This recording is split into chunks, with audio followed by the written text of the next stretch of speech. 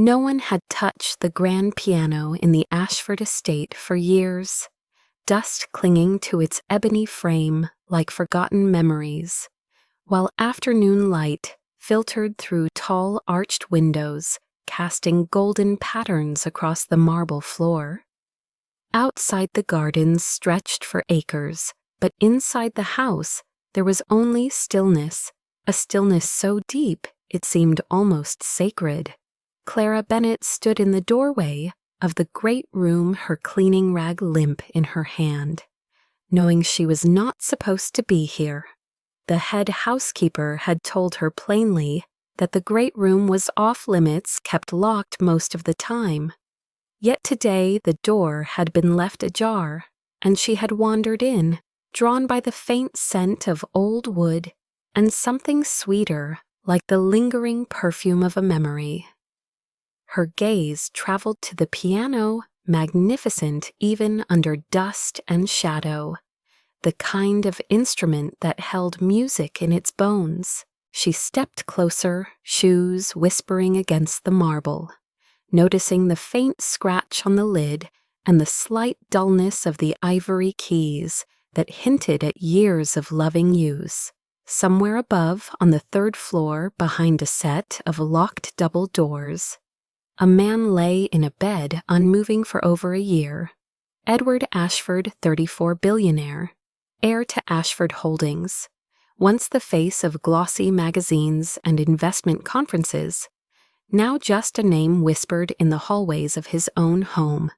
A boating trip on the Hudson had ended in disaster, a sudden storm driving the vessel into rocks, and Edward had been pulled from the wreckage barely breathing. He had not opened his eyes since. Clara had been in the Ashford household for 6 weeks, taking the job out of necessity rather than ambition. Music had been her world once. She had studied piano at the conservatory until her father's sudden illness drained the family's savings, ending her education and replacing concert halls with kitchens and corridors. Now she dusted shelves in rooms larger than her entire apartment, polished silver she would never eat from, and passed the closed doors of a man she had never met. Yet she knew about him, as did everyone in the house. Nurses came and went. The doctor visited twice a week.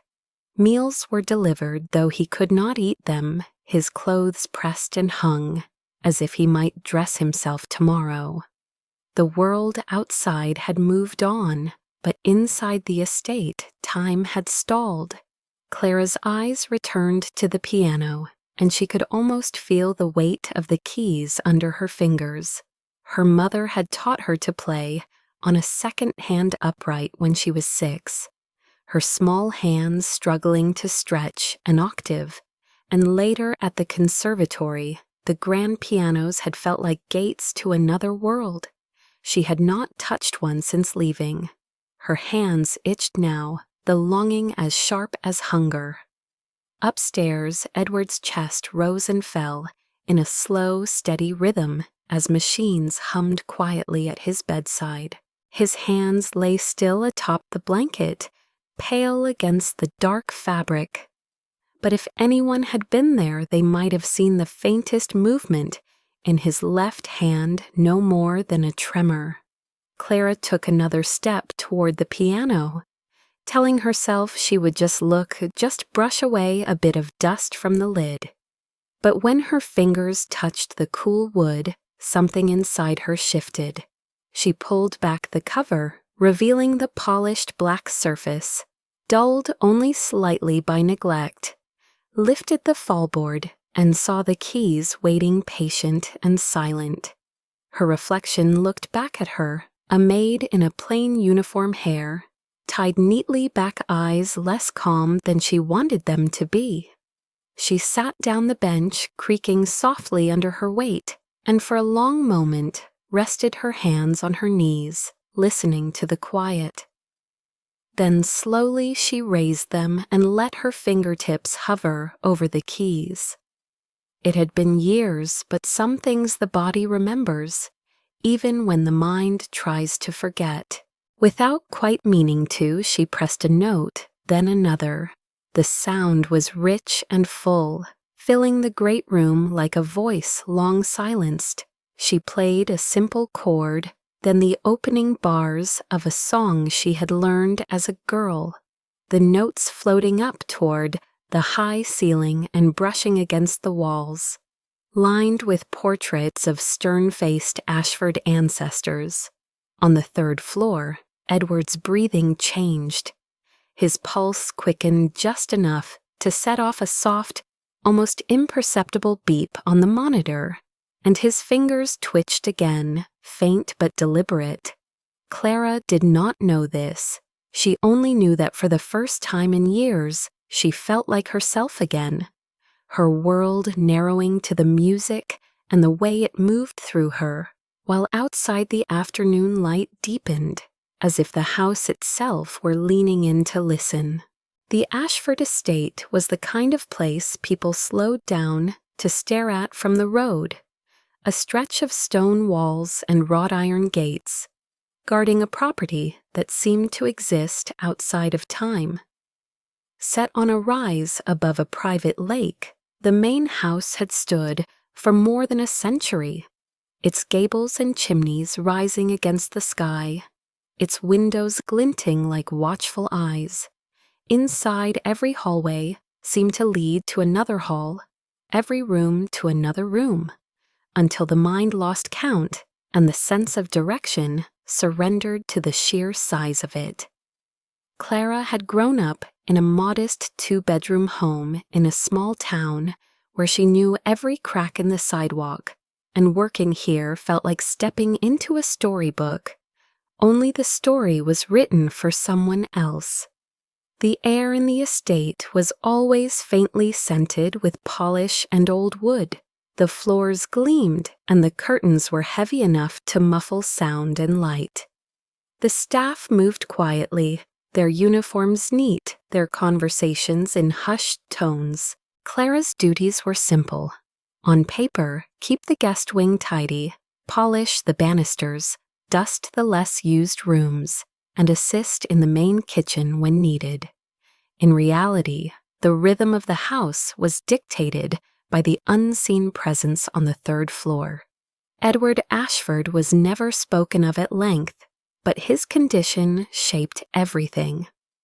The nursing staff rotated on shifts 2 at a time, each trained to monitor the machines, and reposition him to prevent bed sores, to check his vitals, to keep his body from withering, even as his mind remained unreachable. Dr. Mason visited twice a week, a man in his 50s with a habit of glancing at his watch mid-sentence, as if the act of waiting for Edward to wake had worn his patience thin. Clara had only glimpsed Edward once before, today's events from the far end of the hall. When a nurse opened his door, she remembered thinking he looked almost unreal. The sharpness of his features softened by stillness, his dark hair falling slightly over his forehead. The sight had unsettled her not because of who he was, but because of the contrast between the man in the bed and the man she had seen in old photographs, smiling at charity galas or standing beside gleaming cars. The rest of the household treated his room like a closed chapter, something that had been read and put away. Clara's life before this had been built around music. Her mother had been her first teacher, encouraging her to perform at local events, and by 16, Clara had been accepted into the state's most prestigious conservatory.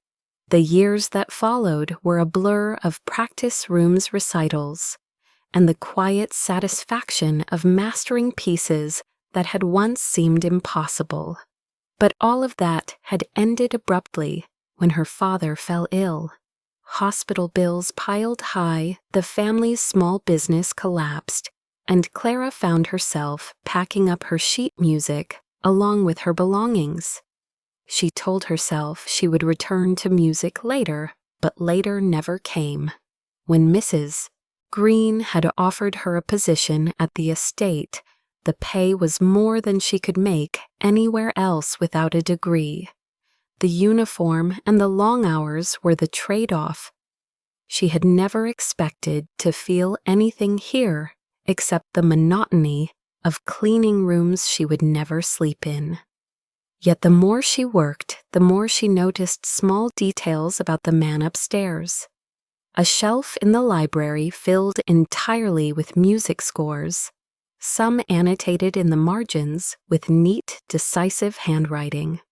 A silver-framed photograph in the hallway of a much younger Edward seated at a grand piano head, bowed hands poised over the keys. A metronome on a side table in a room no one used anymore. These details pulled at her small threads that connected to something familiar. She began asking questions in the smallest, safest ways. Mrs. Green told her that Edward had been a prodigy as a boy performing at recitals by the age of 10, and though his career had shifted to business in adulthood, he still played often in the evenings. That was before the accident, before the silence settled over the estate. Clara thought of this each time she passed the great room where the piano sat hidden under its cover, the sound of its absence almost as loud as music itself. She had not yet played for anyone in years, and the idea of touching those keys felt both like trespass and return. What she could not have known was that the man upstairs, though locked in the prison of his coma, carried those same melodies deep in his mind, faint and flickering like light under water. That connection, invisible for now, was about to surface in a way that would change both of their lives. Clara's work in the estate settled into a quiet rhythm, the days blending together in the muted tones of polished wood and hushed corridors. Yet she found her thoughts returning again and again to the closed door at the end of the third-floor hall. Although she had not been assigned to his direct care, there were times when the nurses asked her for small favors, to fetch fresh linens from the laundry or carry up a tray with the nutritional shakes that were left untouched on the bedside table. On those occasions, she would step inside for only a moment, just long enough to see the dim light filtering through the drawn curtains, the quiet rise and fall of his chest, the faint hum of the machines that kept him tethered to life. She never spoke to him at first, unsure if it would be strange, but over time the silence began to feel heavier than words.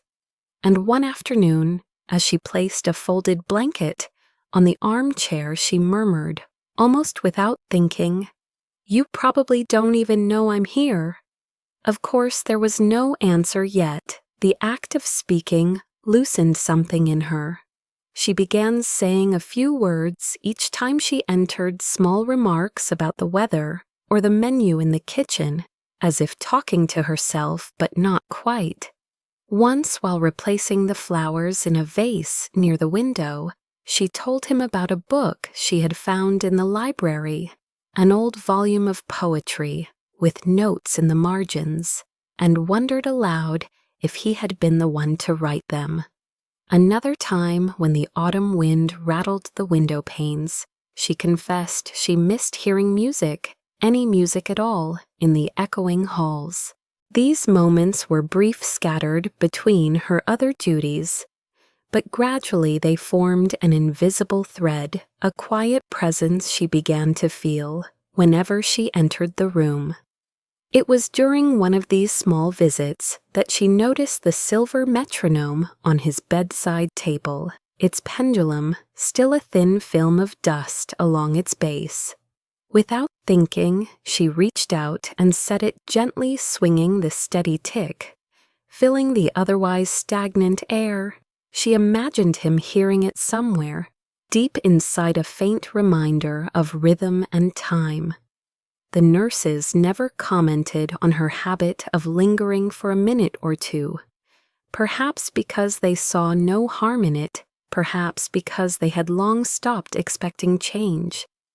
Clara, however, felt something different, a sense she could not explain, as if the room itself softened when she spoke. Outside of those moments, she returned to her cleaning, her polishing the endless cycle of invisible work that left no trace of her presence except in the shine of a banister or the absence of dust on a bookshelf.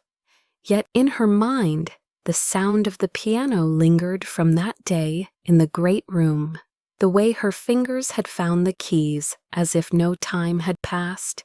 The memory made her restless, and she found herself drawn back to the piano, more often slipping into the great room when no one was around. At first, she played only for herself, soft fragments of pieces she remembered nothing loud enough to carry beyond the walls. But one evening when the sun had dipped low and the staff were busy in the kitchen, she sat down and let her hands move more freely. The notes gathering strength, the melody weaving through the air like a voice. Unbeknownst to her, the sound drifted upward through the grand staircase and along the hallways, finding its way beneath the door of the room where Edward lay. His fingers twitched again, just a fraction, but it was there. The following day, Clara carried a fresh set of sheets upstairs and found herself alone in his room. She hesitated at the foot of the bed, then said softly, "I played the piano yesterday, the one in the great room, and I think you would have liked it." She did not know why she felt certain of that, only that the thought made her smile faintly. She adjusted the blanket, smoothed the pillow, and for a moment her fingers brushed his hand. His skin was warm, his stillness almost deceptive, and she found herself wondering what kind of man he had been before the accident, whether he had been kind, whether he had laughed often, whether he had missed music as much as she did. She left without answers, but with the quiet conviction that she would play again, and maybe, just maybe, he would hear.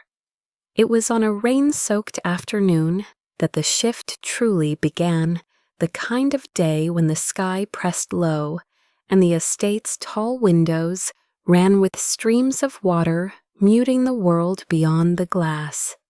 Clara's duties had been light that morning, the guest wing already spotless, and with the staff occupied elsewhere, she found herself once more at the threshold of the great room.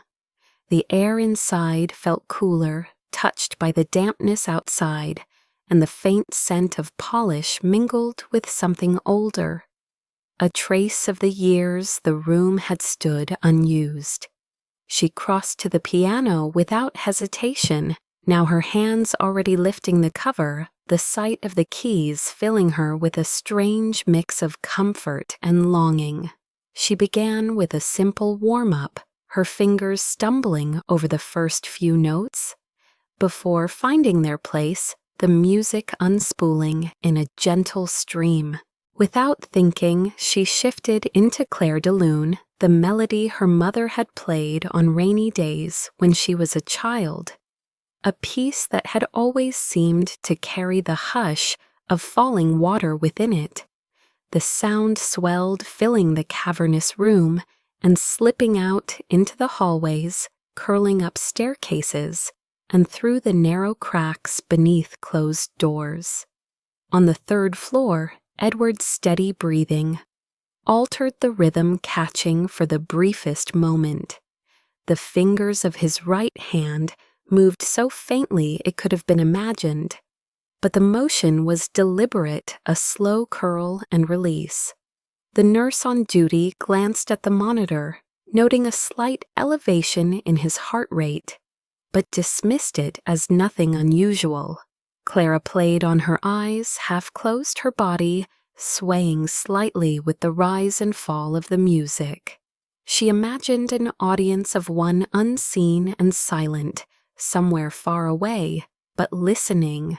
When she reached the final notes, letting them fade into the quiet, she exhaled slowly, a deep breath that left her lighter than before. She closed the lid gently, replaced the cover, and left the room with the ghost of the melody still in her mind. Over the next few days, she returned to the piano whenever she could, sometimes in the morning, when the light spilled in, pale and cool, sometimes in the evening, when the windows reflected only the lamplight and her own figure at the bench. Each time somewhere upstairs, Edward responded in small ways no one noticed except the machines that tracked his vitals. A slight change in his breathing, a shift in his pulse, a flicker beneath his eyelids. Clara remained unaware of the connection, though she began to notice a subtle change in herself. She felt less like a shadow in the halls, more present, as if playing had reawakened a part of her she thought she had lost for good. One evening, as she passed Edward's room with a tray of fresh towels, she paused at the door. The nurse was elsewhere, and the quiet inside drew her forward. She set the towels down and stood at the side of the bed, watching him for a long moment. His features were as still as ever, yet there was a softness to them tonight she could not name. Almost without thinking, she began to hum the melody she had played that afternoon, low and steady. Something shifted in the air, or maybe only in her, but she found herself leaning closer, speaking softly, as though afraid to disturb the quiet too much. "You must have played once," she murmured. "I can tell. I can feel it in this house in you." Her words fell into the stillness without echo, but she did not regret them. She straightened, adjusted the blanket, and stepped away, leaving only the faint trace of her voice behind. Upstairs in the silence, after she left the fingers of his left hand, moved again the slowest of movements, like the beginning of an answer. The day it happened began without ceremony. A pale winter sun struggling through thin clouds. The air inside the estate heavy with the scent of cedar from the freshly polished floors. Clara had finished her morning rounds earlier than usual and drifted toward the great room, drawn as always to the silent presence of the piano. She had been practicing a piece of her own lately, something she had composed years ago in the conservatory, but never performed for anyone, a melody built from quiet beginnings into something that swelled with longing before fading again into calm. She had played it the night before alone and unseen, but today the need to play it again felt sharper, almost urgent. She settled on the bench, her fingers poised above the keys, and began. The first notes were soft, hesitant, like footsteps in snow, and as she played, her confidence grew, her body leaning into the familiar shapes of the chords. The music filled the great room, climbed the staircase, slipped beneath doors and around corners, until it reached the third floor where Edward Ashford lay. In the half-light of his shuttered room, something in him stirred. His breathing deepened, his fingers twitched with more strength than before, and behind his closed lids, a flicker of movement betrayed the shift in his mind. The monitor by his bed responded with a sharper rhythm, its beeps closer together, though the nurse on duty had stepped out for a moment to fetch supplies and did not see. Clara played on, unaware, her eyes closed now, lost in the way the melody carried her back, to a time when the world had been smaller but brighter, when she had believed that music could change everything. The final swell of the piece poured out of her rich and aching, and in that instant Edward's eyes opened. it was not gradual.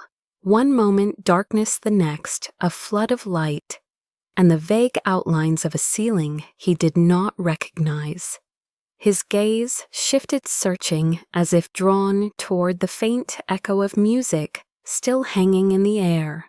He tried to move his limbs heavy, his voice dry and strange, but sound scraped out anyway.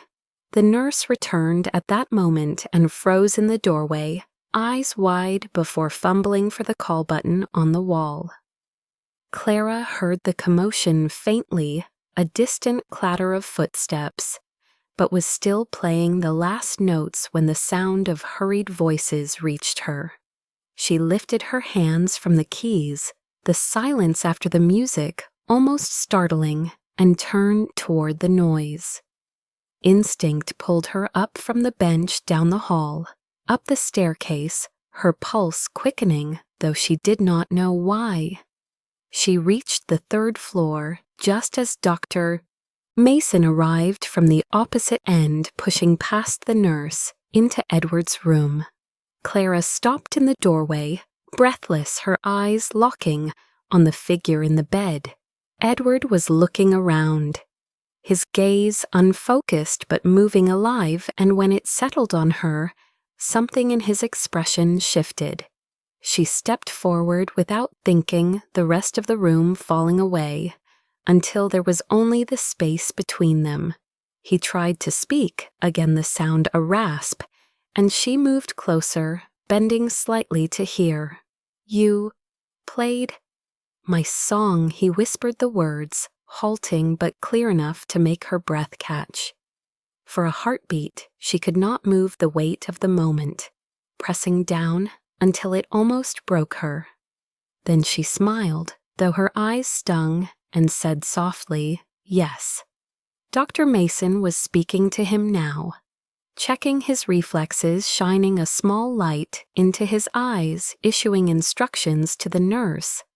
But Edward's gaze did not waver from hers. His hand shifted weakly on the blanket, and she reached out, letting his fingers close over hers with surprising steadiness for someone who had been still for so long.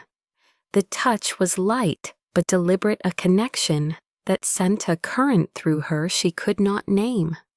Around them, the flurry of medical attention continued, yet in that narrow space between his hand and hers, it felt as if the entire house had taken a breath. For the first time in over a year, Edward Ashford was awake, and in the quiet between the beeping monitors and the voices of the staff, the echo of her music lingered like a promise. In the days that followed his awakening, the estate shifted subtly, as if the air itself had lightened, though Edward's recovery was far from complete. He spent most of his time propped against pillows, his voice still rough from disuse, his movements slow and deliberate, under the careful guidance of the nurses and Dr. Mason. The first time Clara stepped into his room after that morning, she hesitated in the doorway, uncertain whether her presence was welcome or even remembered. But his eyes found her almost instantly, and the faint curve of his mouth felt like an invitation. She crossed the room quietly, carrying a vase of fresh winter roses, and set them on the table beside him. For a moment neither spoke, then he said in a low voice that still caught on certain sounds you were playing. She nodded, unsure whether to smile or apologize, but he went on. It was the only thing I could hear in the dark. That admission settled between them with a weight she could feel, and though she wanted to ask more, Dr. Mason entered with a clipboard and began another round of questions. Clara stepped back, listening, as Edward struggled to recall the events before the accident. The doctor prompted him, gently asking where he had been, what he had been doing, whether he remembered the storm, the boat, the moments after. Edward frowned, rubbed his temples, and shook his head. Its pieces, he said, finally flashes, but nothing stays. What kind of flashes the doctor pressed? Edward hesitated, then murmured a feeling. Something was wrong. Then water lights nothing. Mason noted this without comment, reminding him that trauma could lock memories away until the mind was ready. They would focus on physical recovery for now. Over the next week, Clara saw him more often, sometimes bringing trays from the kitchen, sometimes lingering by the window, while the nurses adjusted his position or guided him through gentle stretches. She discovered he tired easily, yet his gaze would sharpen whenever she spoke, as though he were listening for more than the words themselves. Once, while she was arranging the flowers, he asked softly, "How long have you worked here?" And when she told him just under 2 months before, he woke, his brow furrowed, as if calculating something only he understood. Another day she entered to find him watching the door, as though expecting her, and when she apologized for being late with his tea, he said simply, "I knew you'd come." It became a quiet pattern. She would visit after finishing her duties sometimes, talking about her day, sometimes about the music she had been practicing. He would listen, rarely interrupting, but she noticed his hands moving slightly, his fingers tracing invisible patterns on the blanket, as if remembering the keys of a piano. She asked him once if he had played, and he gave a faint smile. "Since I was a boy," he said, though lately, "only in my head." That answer stayed with her long after she left the room.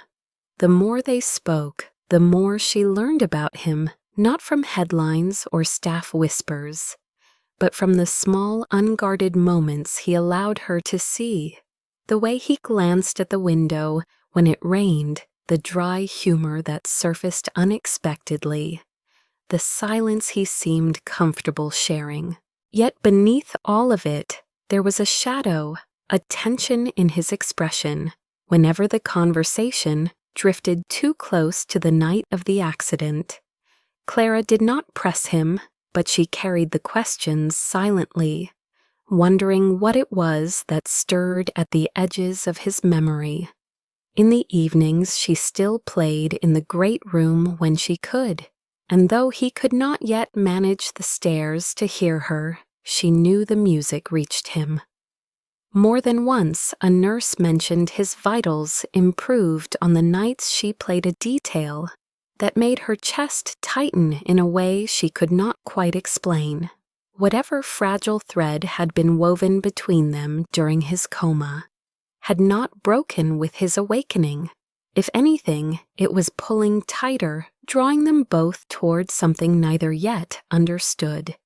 It was late in the afternoon when Clara's unease finally pushed her toward the estate's library, a cavernous room lined with shelves that reached the ceiling and smelled faintly of leather and dust. She had been turning over Edward's fragmented recollections in her mind for days, the flashes of feeling the sense that something was wrong before the boat struck, and the more she thought about it, the less it felt like the chaos of an unexpected storm. While the staff assumed her presence there was just another cleaning duty, Clara moved with quiet purpose, scanning the rows until she found the locked cabinet Mrs. Green had once mentioned housed important family documents. The key was still kept in the top drawer of the head housekeeper's desk, and when she fit it into the lock, her fingers trembled. Inside were ledger's contracts, and beneath them a slim leather folder marked Ashford Marine, Incident Report. She carried it to a table in the far corner where the lamplight pooled softly and began to read. The official account confirmed the basics she already knew. A storm had struck, suddenly visibility was poor. The vessel collided with submerged rocks, But as she turned the pages, she found the report from the marine engineer who had examined the wreckage. Steering mechanism compromised, it read damage, consistent with manual tampering rather than storm impact. Clara felt her chest tighten. It wasn't a failure from age or wear. Someone had interfered with the controls. She read on her eyes, catching on a name she didn't recognize in the witness statements, a dockhand who claimed to have seen a man in a dark coat loitering near the vessel the night before the trip. The statement had been dismissed as inconclusive. Clara closed the folder, her thoughts racing. If Edward had enemies, and as a man of his position, he surely did, one of them had taken a far more direct step than rivalry in business. She thought of telling Dr. Mason, but hesitated. Without proof beyond the report, it could be brushed aside.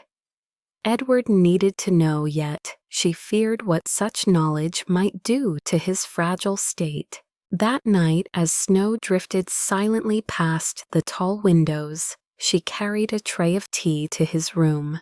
He was awake, propped against his pillows, and looked at her with the calm expectancy she had grown used to. She hesitated at the foot of his bed before speaking. "Edward, do you remember anyone being near your boat before you left that night?" His brow furrowed. A pause, then slowly, maybe, a figure. "On the dock." The words seemed to cost him effort. "I thought it was nothing." Clara set the tray down, choosing her next words carefully. "The report says the steering was tampered with." His gaze sharpened, a flash of something dark moving behind his eyes. Tampered. That means it wasn't an accident. She nodded, and for a moment they simply looked at each other, the weight of the truth pressing in. His hand curled into a fist on the blanket. "There's only one person who could get close enough," he said quietly, almost to himself. "My cousin Henry." Clara had heard the name in passing. Henry Ashford, a fixture at the estate's parties in years past, known for his charm and his resentment in equal measure. Edward's voice was steady but low as he explained that Henry had been second in line to inherit the company, a position secure until Edward's unexpected rise. Since then, there had been tension, subtle slights, and more than one argument about control of the business. Edward's eyes returned to hers, the calm in them now threaded with resolve. If he tried once, he could try again. The words were not spoken in fear, but as a fact to be addressed. Clara felt the same chill she had when she first read the report, but beneath it, a flare of determination. "We need proof," she said, and he nodded slowly. Over the next days, they spoke in quiet fragments, planning how to draw Henry out, how to confront him without giving him the chance to slip away. The bond between them already forged in silence, and music began to take on the steel of shared purpose, and in the stillness of the snowbound estate, they prepared for the confrontation that would either confirm Edward's suspicions or leave them with shadows for answers. The opportunity came sooner than either of them expected when word arrived that Henry would be visiting the estate under the guise of discussing the sale of a piece of family land. Edward insisted the meeting take place in the study on the first floor, a room with dark paneled walls, a roaring fireplace, and the kind of quiet that encouraged confidences. Clara moved through the hours before with a calm efficiency that belied the quickening of her pulse, ensuring the hidden recording device Edward had ordered was in place. On the desk, its small light concealed beneath a stack of ledgers. When Henry arrived just after dusk, the wind carrying in a swirl of snow, with him his expression was one of polite surprise at seeing Edward, upright cane in hand, but standing on his own. "Well, Cousin Henry," said with a smile that didn't reach his eyes, "I have to say you look better than I expected." Edward's reply was even almost genial. "Recovery has its own pace, but I've learned patience."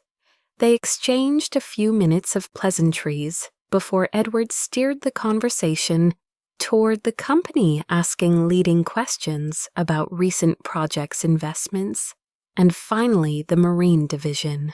Henry's answers were smooth, but there was a flicker of tension when Edward mentioned the night of the accident. "Do you remember hearing about the investigation?" Edward asked, his tone light, but his gaze unwavering. Henry shrugged. "Storms happen, boats sink. We were all grateful you survived."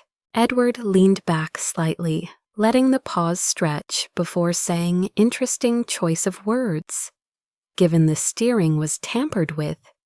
The air between them shifted, the warmth from the fire suddenly feeling too close. Henry's smile faltered. "Tampered," he repeated, as if testing the weight of it. Edward's voice dropped just enough to pull Henry forward. "Only someone with access to the dock could have done it, and you were there the night before." For a moment Henry said nothing, then a laugh escaped him, low and sharp. "Always the clever one, Edward. You were meant to be out of the way, but you had to go and ruin it." Clara, listening from the adjoining hall, felt her stomach clench at the casual venom in his tone. Edward's expression didn't change, and he asked why Henry. The smile was gone now, replaced by something harder.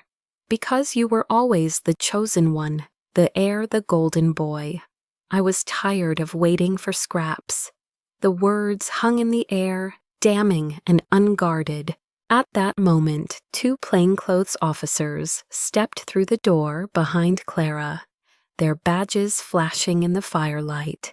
Henry spun, his face blanching as one officer announced, "Henry Ashford, you are under arrest for attempted murder. You have the right to remain silent." He turned back toward Edward, his voice rising. "You set me up." Edward's answer was calm. "No, Henry, you set yourself up." The officers took him by the arms, leading him toward the door as he sputtered curses and empty threats that faded into the corridor. When the room was quiet again, Edward let out a slow breath, his grip tightening on the head of his cane. Clara stepped inside, closing the door behind her, and for a moment they simply stood, facing each other, the crackle of the fire the only sound. "It's over," she said softly, and he nodded, his eyes on hers. "Because of you." She shook her head, moving closer. "You were the one who wanted the truth. I just helped you find it." His gaze softened, and in that look was not only gratitude, but something deeper, something that had been building since the first notes of her song had reached him in the dark. The danger was gone now, but the bond forged in its shadow remained, and as they stood in the quiet study, with the snow piling against the windows, it was clear that whatever came next, they would face it together. 2 nights after Henry's arrest, the estate felt different, as though a weight had been lifted from its walls. The silence no longer oppressive, but expectant. The snow had stopped leaving the grounds, wrapped in a soft white glow beneath a clear winter sky. Edward asked Clara to meet him in the great room after dinner, and when she stepped inside, she found the piano uncovered, its polished surface gleaming in the lamplight. He was seated at the bench, a blanket draped over the back of the chair, his cane leaning against the side. For a moment she simply watched him, the way his hands hovered above the keys, with a mixture of familiarity and hesitation. "I haven't played since the accident," he said, without looking up, "and I thought tonight might be the right time."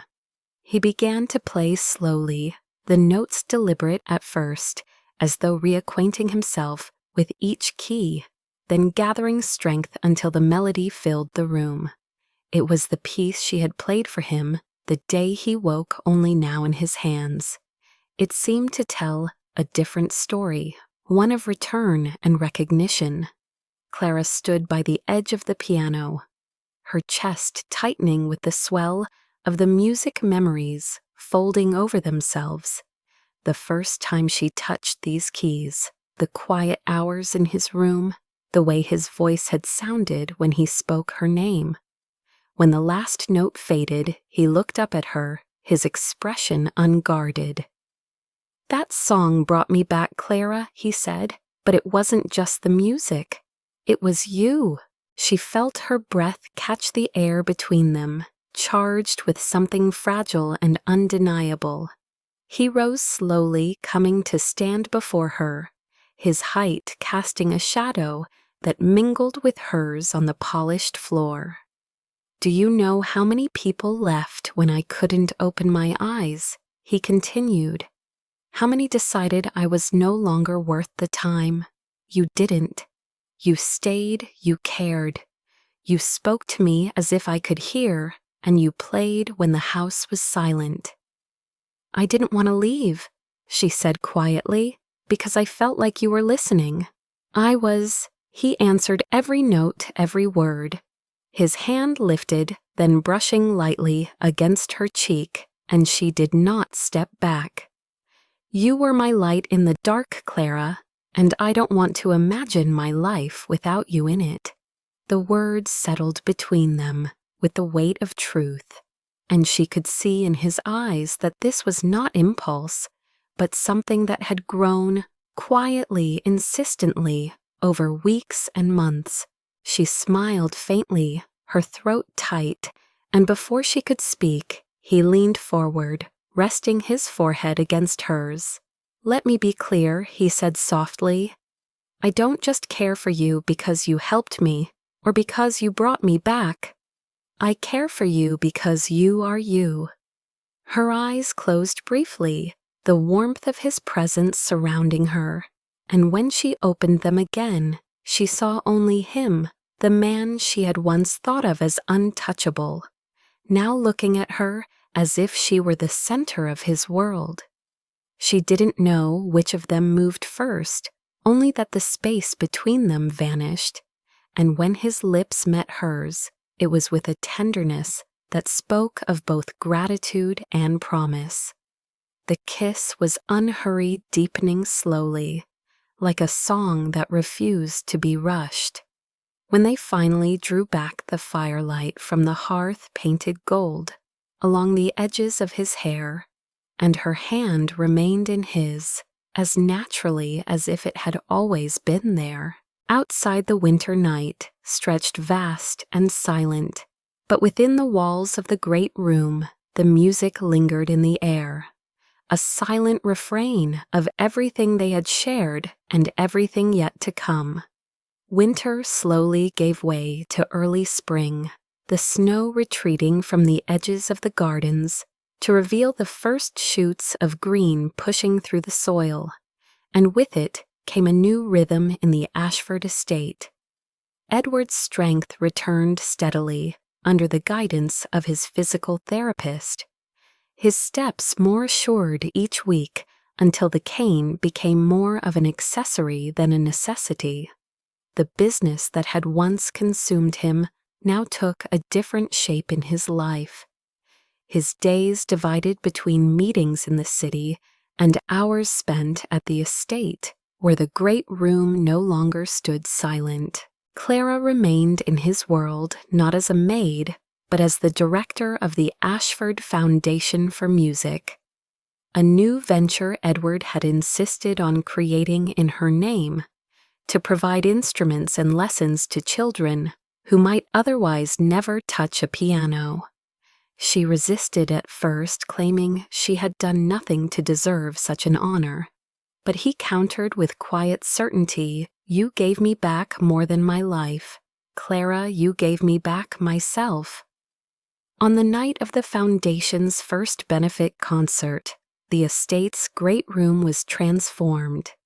The piano gleaming under soft lights, rows of chairs filled with guests in evening attire.